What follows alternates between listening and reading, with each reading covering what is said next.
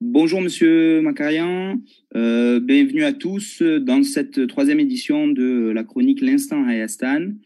On a aujourd'hui l'honneur de recevoir Monsieur Christian Macarian, qui est journaliste de politique internationale, ancien journaliste à l'Express, auteur, essayiste, qui a écrit récemment un livre sur les origines et les conséquences géopolitiques de la crise de coronavirus, qui s'appelle Généalogie de la catastrophe, retrouver la sagesse face à l'imprévisible. Bonjour Monsieur Macarian. Bonsoir à tous. Bonsoir, pardon. On va aujourd'hui parler donc de l'accord de cessez-le-feu signé le 10 novembre dernier par Aliyev, Poutine et Pachinian, de ses conséquences géopolitiques dans la région du Caucase et de l'accord en lui-même. Est-ce que vous pouvez commencer par nous présenter cet accord-là, M. Macarian, s'il vous plaît? Alors écoutez, c'est avant tout un cessez-le-feu. C'est donc pas un traité, ce n'est pas un texte qui a une vocation définitive. Il n'a absolument pas de valeur légale non plus entre les trois pays concernés. C'est un accord de cessez-le-feu, nommément, c'est-à-dire une formule qui doit permettre de préparer la suite. Et c'est là que le nœud du problème se situe. Quelle suite? C'est ce qu'on va essayer d'éclaircir ensemble ce soir. Cet accord tient en 9 points qui sont, à vrai dire, assez accablants puisque dans un premier temps, il constate le retrait des forces arméniennes de la plupart des districts qui étaient jusqu'ici occupés par les forces arméniennes, et il établit très clairement, de façon précise, la reprise de ces districts par l'armée azerbaïdjanaise. Donc ça, c'est la partie, je dirais, la plus simple. Ensuite, il y a deux points qui sont les plus controversés et, de mon point de vue, les plus gênants. Il y a un point qui est le point numéro 5 et le point numéro 6 qui portent sur le corridor de la Chine, sur l'instauration d'un centre de maintien de la paix, qui est une formule très vague, je cite là l'accord tel qu'il est, un centre de maintien de la paix en cours de déploiement pour contrôler l'application du cessez-le-feu. On ne sait pas où il est situé, mais on sait de façon sûre qu'il sera situé sur le territoire azerbaïdjanais. Et c'est un point important parce que c'est dans le cadre de ce centre de maintien de la paix que la Turquie imagine d'envoyer des militaires et que la Russie, elle, entend bien circonscrire les ambitions de la Turquie, les limiter de façon à ce que ce centre de maintien de la paix effectue un contrôle, je cite le texte officiel, à distance. Ça veut dire donc qu'il ne sera pas situé dans le corridor de la Chine ou à proximité immédiate des forces azerbaïdjanaises et des forces arméniennes ou des forces azerbaïdjanaises et des forces russes. On ne sait pas encore où il sera établi. Mais déjà, il y a un point de friction entre Turcs et Russes sur la présence au sein de ce centre de maintien de la paix. Les Turcs, évidemment, étant désireux d'avoir le maximum de place et de représentants militaires au centre de ce centre de maintien de la paix. Et puis, le point suivant porte sur, bien sûr, le corridor de la Chine, dont il est précisé qu'il fera 5 km de large et qui doit assurer la connexion entre le Haut-Karabakh et l'Arménie, mais qui ne concernera pas la ville de Choucha. Je cite le texte, puisque dans le texte, on parle de Choucha et pas de Chouchi. Vous savez que c'est Choucha en azerbaïdjanais et Chouchi en arménien. Donc, ça signifie en clair que la ville de Chouchi est attribuée, clairement et nettement, à l'Azerbaïdjan et qu'un autre corridor sera tracé entre l'Arménie et le Karabakh au nord de la Chine, en n'incluant pas le village de la Chine, et que là encore, tout est à imaginer, ça se fera sous le contrôle des forces russes.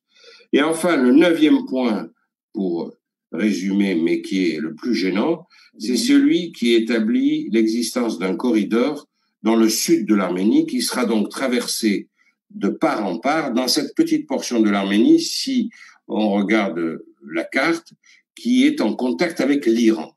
C'est très important parce que c'était un point de respiration pour l'Arménie que d'avoir cet échange avec l'Iran, par où passe, par exemple, un oléoduc qui permet à l'Arménie de recevoir du pétrole de l'Iran, par où passent des routes, par où passent des marchandises et des biens qui sont nécessaires à l'économie arménienne et à la survie de la population. Eh bien là, dans cette zone qui fait environ 50 km de large, approximativement, il va y avoir une route qui va permettre à l'Azerbaïdjan de se relier à sa province occidentale du Nakhitchevan. Mais le Nakhitchevan lui-même a un point de contact avec la Turquie. Et l'effet clair et immédiat, c'est que la Turquie pourra, via le Nakhitchevan auquel elle a accès depuis les années 1920, via le Nakhitchevan, traverser l'Arménie et puis passer en Azerbaïdjan. De mon point de vue, c'est le point le plus critique. Mais il faut quand même savoir que l'ensemble de ces dispositions ne sont pas nouvelles. Que dans le cadre des pourparlers de paix qui durent depuis des décennies, 2 décennies, entre Arméniens et Azéris, tous ces points avaient été évoqués et que d'un côté ou de l'autre, ils avaient été refusés, soit par les Azéris, soit par les Arméniens, mais qu'ils avaient été évoqués. Et il n'y a donc pas là de nouveauté, il y a une sorte d'empilement, de compulsion de tous les points sur lesquels la négociation de paix a chopé et qui se retrouvent concentrés dans les 9 articles de ce cessez-le-feu. Et de ce point de vue-là, c'est un cessez-le-feu extrêmement humiliant pour l'Arménie et qui consacre une véritable défaite qui fait suite à la déroute militaire, bien sûr, mais c'est aussi une défaite politique. Et c'est là où, si vous voulez, la discussion commence. Ou bien on considère que cessez-le-feu, ça semble être l'option des Russes, est un point final, ou bien on considère que c'est une base de discussion dont l'Arménie ne peut pas accepter toutes les clauses. Et là, il va y avoir une discussion. Pour l'heure, et d'après ce que vient de dire Lavrov, le ministre russe des Affaires étrangères, et Shoigu, le ministre russe de la Défense, qui était encore hier à Yerevan, pour l'heure, les Russes ne veulent rien entendre d'autre que cet accord de cessez-le-feu-là, avec les clauses que je viens d'évoquer. Le problème, il est là. Est-ce qu'on a une marge de discussion sur cet accord de cessez-le-feu? Ok.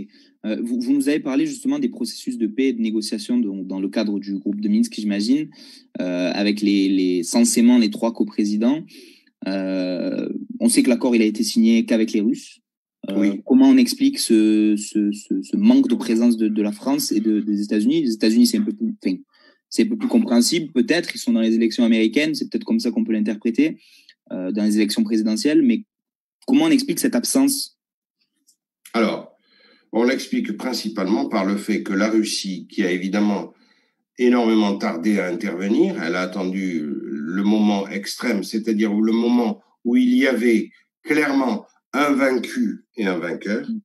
Elle a choisi ce moment-là pour intervenir, et autant elle a pris son temps pour intervenir, autant quand elle est intervenue, elle l'a fait dans un temps record, même spectaculaire, puisque en 48 heures, les troupes russes étaient sur place, dans le corridor de la Chine notamment, et tout autour de la zone que tiennent encore les Arméniens à l'intérieur du Karabakh. Donc l'interposition russe s'est faite dans un temps extrêmement rapide. Ça signifie quoi? Ben, ça signifie que les troupes russes étaient prêtes, pas loin, concentrées et entraînées pour intervenir.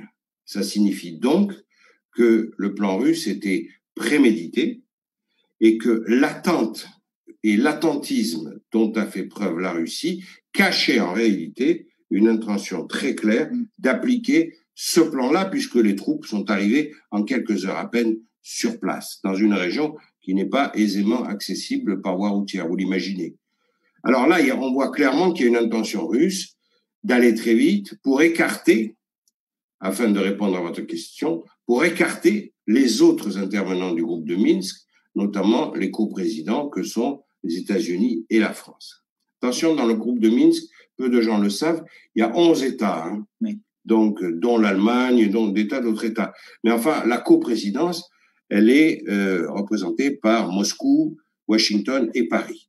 Alors, le fait que Moscou, si j'ose dire, ait doublé tout le monde, signifie qu'il y avait bel et bien un plan russe préalable. Et je le répète, toutes les mentions de cet accord étaient dans des tiroirs depuis 20 ans.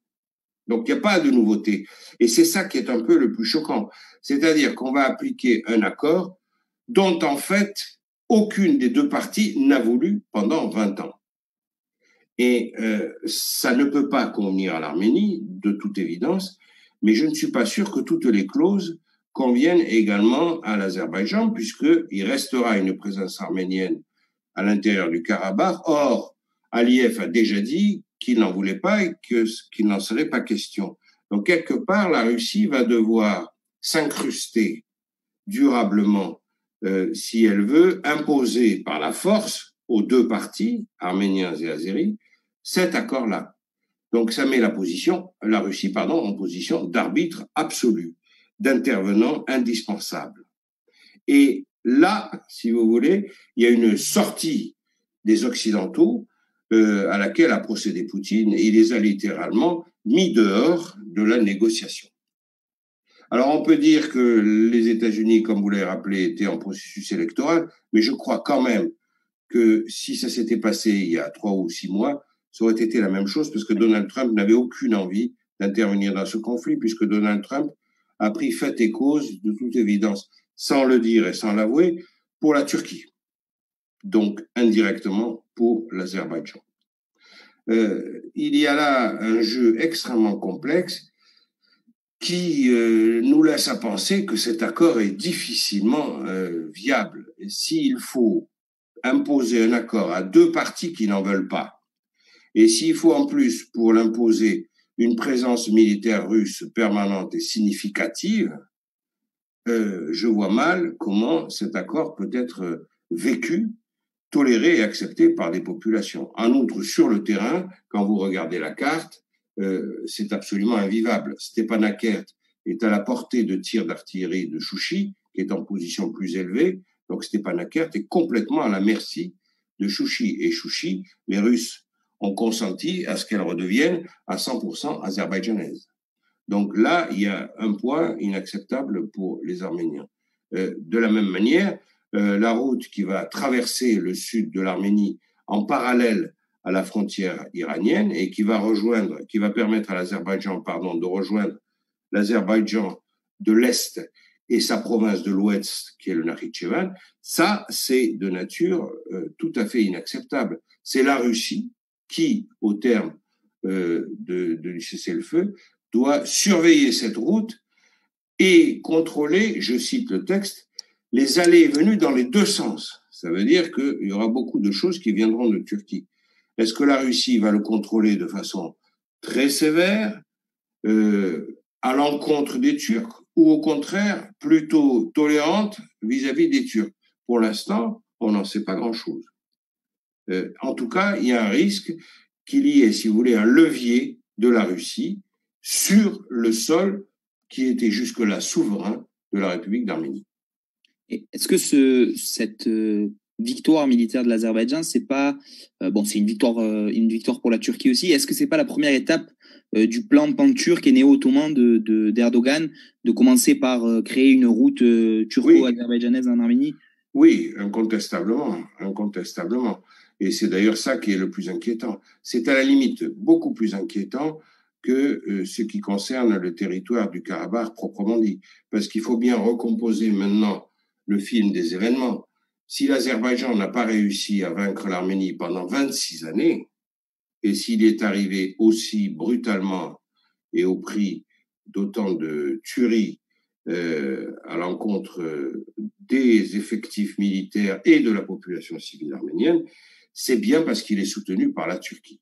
Non pas parce que la Turquie est intervenue en masse, elle n'a pas envoyé des régiments entiers, elle n'a pas envoyé des colonnes blindées, mais elle a envoyé des éléments extrêmement complémentaires au déficit des forces azéries. Je m'explique. Les Azéris ont toujours fourni une infanterie très nombreuse, une artillerie classique, des fantassins, des blindés, mais ils ont disposé en plus de l'aviation turque, les fameux F-16 que la Turquie avait stationnés sur le sol azerbaïdjanais sous prétexte d'un exercice militaire et qui y sont restés. Et l'Azerbaïdjan a également bénéficié de l'appui massif des drones fournis par la Turquie, également des drones qui sont produits sur son sol sous licence avec la société israélienne principale qui produit des drones. Donc la Turquie, en fait, a joué quelque part le rôle essentiel du stratège, celui qui a défini le plan et l'usage des forces, comme dans tout jeu militaire, ce qui n'est pas du tout un jeu, comme dans toute stratégie militaire, la Turquie a utilisé en grande partie le savoir-faire de l'OTAN. Et ça, c'est très important, et ça n'a pas été assez souligné. L'usage des drones en tant que tel doit être complémentaire d'une stratégie globale. Si vous prenez des drones et que vous les précipitez à n'importe quelle heure ou dans n'importe quelle direction, ils peuvent ne pas être aussi opérationnels qu'ils l'ont été. En revanche, la façon dont les drones ont été imaginés dans ce plan comme complément des autres forces et comme force de destruction totale, selon les heures, selon les attaques, en complément des attaques de blindés ou des offensives d'infanterie, ça, c'est inspiré directement de la doctrine de l'OTAN sur l'usage des drones. Et quelque part, la Turquie a sorti du tiroir un savoir-faire, si vous voulez, stratégique, qui était celui de l'OTAN. Et là, c'est quand même particulièrement choquant, puisque c'est en tant que membre de l'OTAN que la Turquie a pu disposer de cette qualité stratégique, si vous voulez, qui a été, alors pour le coup, décisive contre les Arméniens. On a parlé donc de la victoire azerbaïdjanaise, de la victoire turque forcément. Et pour la Russie, qu'est-ce que ça change cette situation-là? Pourquoi c'était dans son intérêt de faire signer cet accord aux deux parties? Qu'est-ce que ça change? Est-ce que ça impacte pas aussi un petit peu ses relations avec... il n'y a pas un enjeu pour ses relations avec l'Iran, avec les forces caucasiennes, la Géorgie, il y a beaucoup de choses. Il y a deux manières de répondre à votre question. Il y a ceux, et j'en fais pas partie, qui considèrent que c'est une grande victoire de la Russie, oui, puisque, au fond, elle a maintenant complètement asservi l'Arménie et elle a une présence militaire sur le sol azerbaïdjanais, ce qu'elle n'avait pas avant. Donc, certains déduisent que la Russie a remporté une grande victoire. C'est pas du tout mon avis, et je vais l'expliquer pourquoi. Et puis, il y a la deuxième école d'observation qui dit que la Russie continue à utiliser ses vieilles méthodes d'entretien de conflits périphériques aux marches de son empire, et que celui-ci vient s'ajouter aux autres, et que c'est ainsi en jouant à la fois les déstabilisateurs et les faux pacificateurs que la Russie maintient sa sphère d'influence et quelque part sa capacité d'influence et même de nuisance. Moi, je pense que c'est plutôt ça. Or ça, cette deuxième explication, ça n'est pas un signe de grand dynamisme et de grande créativité de la part de la Russie. Parce que quand on résume, la Russie a des troubles à affronter très sérieux en Biélorussie. La Moldavie vient d'élire une présidente pro-européenne, ce qui ne peut pas plaire à Moscou. En Géorgie, la Russie a enlevé l'Abkhazie et l'Ossétie à la République de Géorgie en 2008-2009. Donc, depuis, eh bien, elle est irrecevable sur le territoire de la Russie. Et puis là, moi, ce qui me permet de dire que c'est pas une grande victoire russe, c'est que la Russie avait déjà un pied largement militaire en Arménie, puisqu'elle a une base à Goumri de 5000 hommes, et elle a signé un traité pour des décennies d'accords et de soutien mutuel sur le plan militaire avec l'Arménie. Donc, quel est l'intérêt pour la Russie de mettre encore un peu plus l'Arménie à genoux? Je n'en vois pas. Je vois plutôt que la Russie a essayé de calmer l'Azerbaïdjan en lui donnant des satisfactions et des acquisitions territoriales, de manière justement à s'implanter davantage en Azerbaïdjan. Et comme elle avait, la Russie, l'implantation préalable qu'elle avait déjà en Arménie, elle n'a fait que la renforcer pour, encore une fois, entretenir un foyer de haine, clairement, et de contestation entre deux peuples et deux États complètement rivaux dans cette région. Donc je ne trouve pas que cet accord soit porteur d'avenir, puisqu'il se fait totalement au détriment d'une des deux parties. Or, vous le savez depuis le traité de Versailles, qu'il ne faut pas humilier une nation. Si vous voulez une paix durable, il faut qu'elle soit acceptable par les deux parties, y compris celle qui doit consentir à un recul. Mais il faut que ce recul ne soit pas une humiliation. Et de ce point de vue-là, on n'y est pas du tout. Donc, je pense que la partie continue. Simplement, voilà, là où ça se complique, c'est que l'Arménie ne peut plus espérer renverser la table à travers une victoire militaire. Là, ça c'est clair, il faut perdre de vue cette option. Parce que la Russie contrôlera tout ce qui est de militaire à l'intérieur de la République d'Arménie, les moindres mouvements de troupes, les moindres achats de matériel.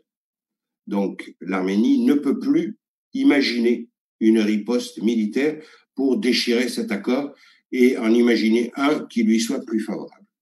Elle doit donc passer par une option autre que militaire, politique, diplomatique.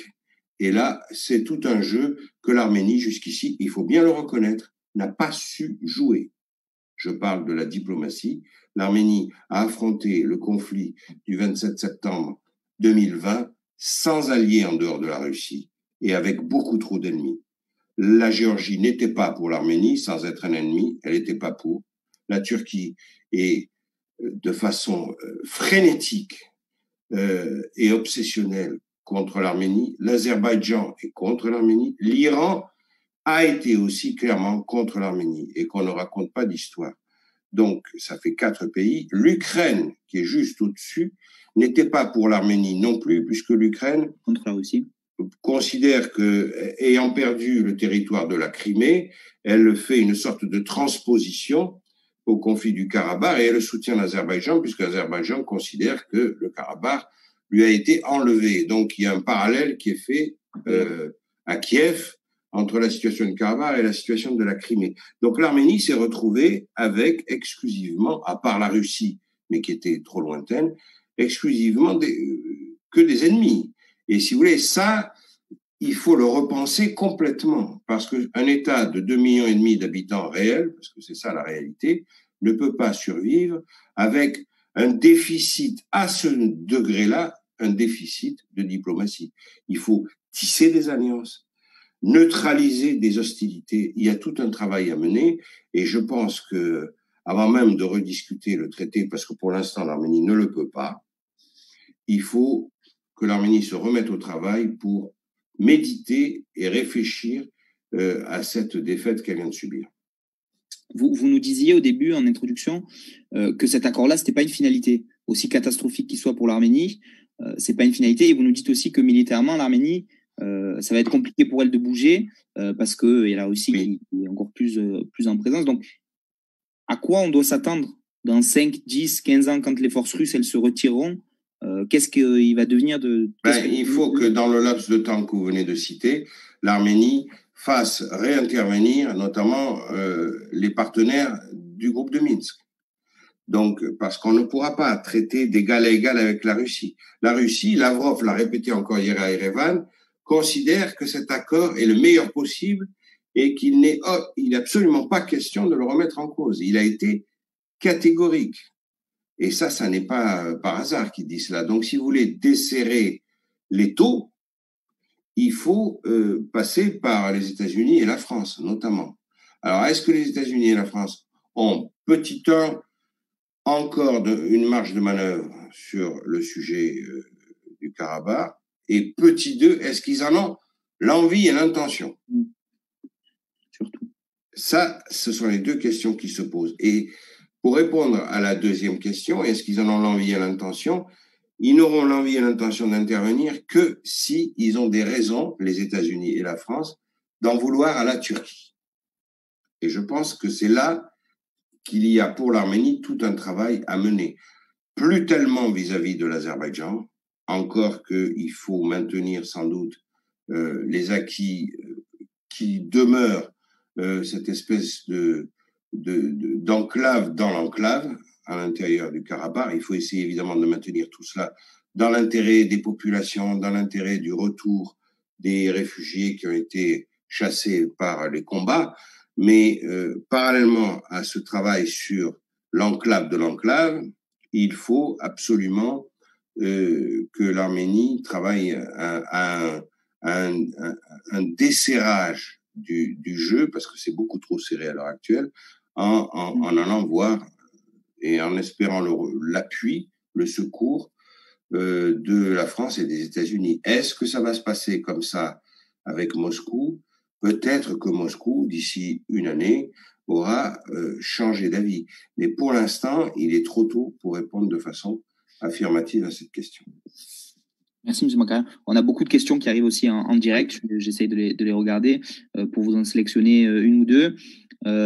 Est-ce que l'Arménie va perdre sa souveraineté sur le couloir Nakhichevan-Azerbaïdjan? Va-t-elle perdre sa frontière avec l'Iran? Est-ce que c'est la finalité? Alors, moi, je vais vous dire, il y a peu de gens qui lisent les textes. Moi, mon métier, c'est de lire les textes et d'aller à la source. Alors, je vais vous lire l'article 9 de l'accord de cessez-le-feu qui porte sur ce point spécifique. Article 9. Toutes les liaisons économiques et de transport dans la région sont débloquées. La République d'Arménie assure des liaisons de transport entre les régions occidentales de la République d'Azerbaïdjan et la République autonome du Nakhichevan afin d'organiser la libre circulation des citoyens, des véhicules et des marchandises dans les deux sens. Le contrôle des transports est exercé par les organes du service des gardes frontières du FSB de Russie.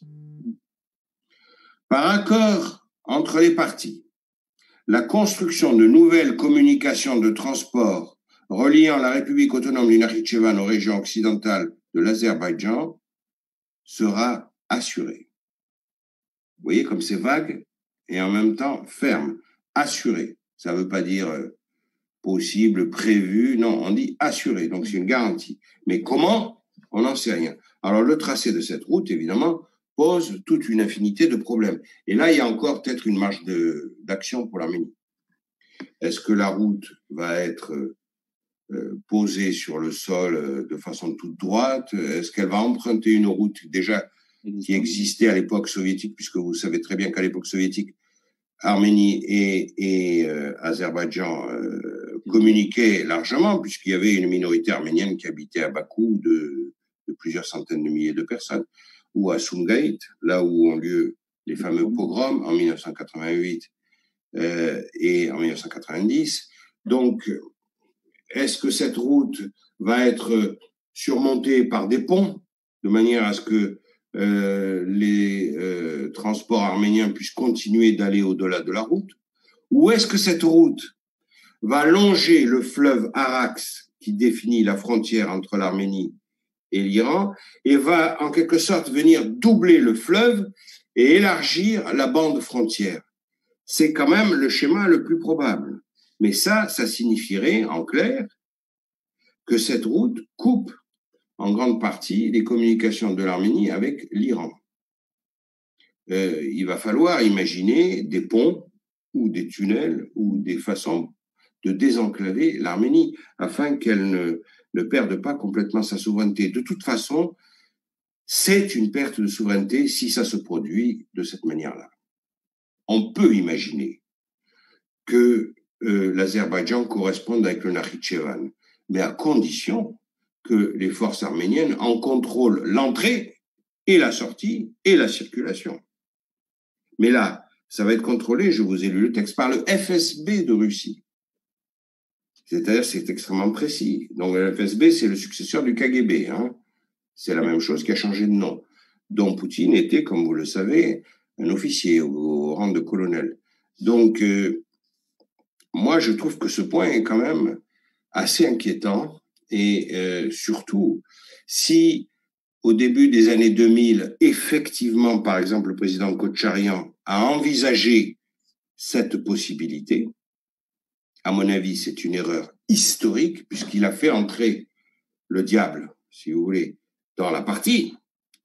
Mais à supposer qu'il ait accepté en 2001, d'après ce que l'on sait, le principe de cette route, le tracé n'était pas arrêté. Hein. Mais c'était une époque où la Turquie n'était pas agressive comme elle l'est devenue depuis. Il n'y avait pas l'intention affichée, comme c'est le cas avec Erdogan, d'établir une continuité avec l'Azerbaïdjan. On était dans un autre contexte. Mais néanmoins, ça reste une erreur. Vous voyez comment il faut bien réfléchir à ce qu'on dit, parce que quand on fait une proposition qui paraît fumeuse et vaporeuse, 20 ans après, elle prend un caractère concret, alors que le contexte géopolitique a complètement changé. Donc, il y a là tout de même une inconséquence de la part des dirigeants qui ont accepté ce genre de conclusion tout à fait fumeuse. En gros, on échange le corridor de la Chine, puisque c'est un empiètement sur le sol azerbaïdjanais, contre un couloir de 50 km de longueur qui traverse l'Arménie de part en part, puisque c'est supposé compenser l'empiètement que l'Arménie effectuerait dans le couloir de la Chine. Je trouve que ce genre d'échange, malheureusement acté par les Russes aujourd'hui, n'est pas du tout une bonne idée, et je pense que c'est très difficile à vivre et ça sera très très difficile à accepter. Merci M. Makarian. Une autre question qui nous vient de Sevan Seropian. A-t-on plus de précision, de lecture sur un potentiel déploiement de soldats turcs en Azerbaïdjan? On a vu que le Parlement turc il avait voté le oui, alors ça, il faut sur ce point être très clair. Erdogan fait voter par le Parlement l'envoi de troupes, c'est une manière de faire monter la pression. Okay. Mais la Russie, à ce jour, a fait exactement l'inverse. C'est-à-dire qu'elle a dit non. Et je vous ai dit tout à l'heure, quand je vous ai lu le texte de l'accord de cessez-le-feu, je vous ai dit qu'il y avait un centre de maintien de la paix conjoint, mais qu'il était, je cite entre guillemets, à distance. Et ça, c'est une formulation très habile. À distance, ça veut dire qu'il n'y aura pas, sur le couloir de la Chine ou sur le couloir de Kelbadjar, une présence militaire turque. S'il y en a une, elle sera loin, sans doute de l'autre côté du Karabakh, vers Agdam, par exemple, par là, et qu'elle disposera bien sûr de moyens satellitaires ou de drones d'observation pour vérifier tout cela. Mais là, la Turquie fait monter la pression pour forcer la main des Russes, et j'observe que Lavrov et Poutine ont dit catégoriquement qu'il n'y aurait pas de présence militaire russe. Alors, j'ai plutôt tendance à penser que les Russes peuvent être fiables sur ce point, parce que je ne les vois pas du tout accueillir favorablement une présence militaire significative, je dis bien significative, dans le conflit du Haut-Karabakh. Il y aura sans doute quelques militaires turcs, mais ça ne sera pas significatif. Et on a toujours en tête la présence du spectre des deux blocs de la guerre froide États-Unis-Russie. Est-ce que cette influence de la Turquie sur l'Azerbaïdjan, c'est pas une défaite justement pour la Russie? La Turquie, c'est quand même un allié de l'OTAN et des États-Unis. C'est peut-être pas forcément dans l'intérêt de la Russie que la Turquie se mêle des affaires de l'Azerbaïdjan comme ça dans la région du Caucase. Mais non, vous avez raison. Et si je vous disais tout à l'heure que je ne trouvais pas que la Russie était nécessairement le grand vainqueur de cette opération, en revanche, la Turquie, oui. La Turquie est le grand vainqueur de cette opération. Elle rêve depuis un siècle de prendre pied en Azerbaïdjan. Dans les années 1918-1920, les Turcs, quand ils ont essayé de s'installer en Azerbaïdjan, l'Azerbaïdjan s'est dressé contre, justement parce qu'ils se méfiaient de l'influence anciennement ottomane et du poids, même du surpoids de la Turquie par rapport à l'Azerbaïdjan. À cette époque-là, l'Azerbaïdjan rêvait d'indépendance, comme l'Arménie d'ailleurs, qui n'a été que de quelques semaines, puisque très vite, tout a été bolchevisé et a été recouvert par une république soviétique de Transcaucasie. Donc, à l'époque déjà, les Azerbaïdjanais se méfiaient des ambitions turques. Ils n'ont pas envie de devenir une colonie de la Turquie. Mais aujourd'hui, le contexte est différent. Pourquoi? Parce que l'Azerbaïdjan a des possessions, a des sociétés a des capitaux qui sont très présents en Turquie. Et que la population, si j'ose dire, la diaspora azérie en Turquie est de plus en plus nombreuse. Il y a beaucoup d'Azéris qui vivent et qui travaillent en Turquie. Et il y a donc des liens qui se sont tissés entre ces deux pays, qui sont des liens d'intérêt, mais aussi des liens culturels, tout le monde le sait, qui sont maintenant très denses. Et le jeu, au lieu de se cantonner à la région du Caucase, s'est énormément élargi. Il faut voir le jeu s'étendre d'Istanbul à l'Asie centrale.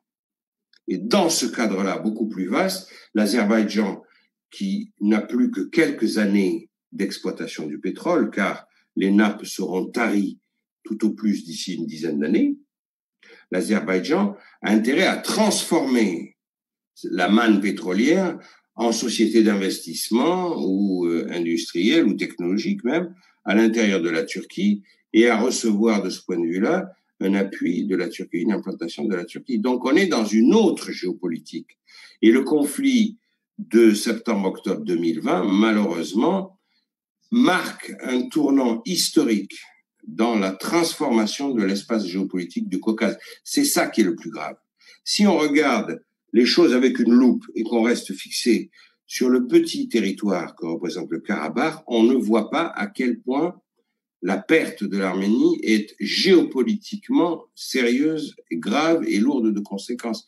Parce que le petit territoire du Karabakh n'est qu'un conflit dans un bras de fer entre effectivement Turquie, Russie, Iran, intérêts pétroliers, investissements en capitaux extrêmement lourds et importants.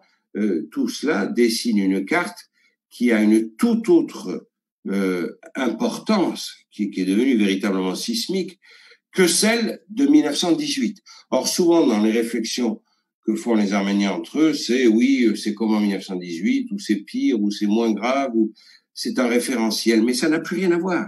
Nous ne sommes plus dans le même monde, du tout. Et ce monde n'est plus régi par des territoires circonscrits par des rangées de barbelés. C'est totalement archaïque. Malheureusement, les drones ont démontré que ni les barbelés, ni les tranchées, ni l'artillerie lourde ne servaient à quelque chose.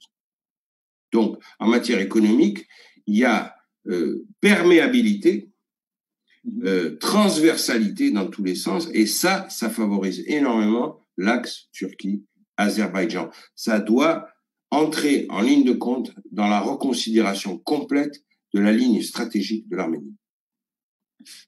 Merci. Pour finir, M. Makaram, parce que ça fait quand même plus de 40 minutes qu'on est ensemble, le temps passe vite.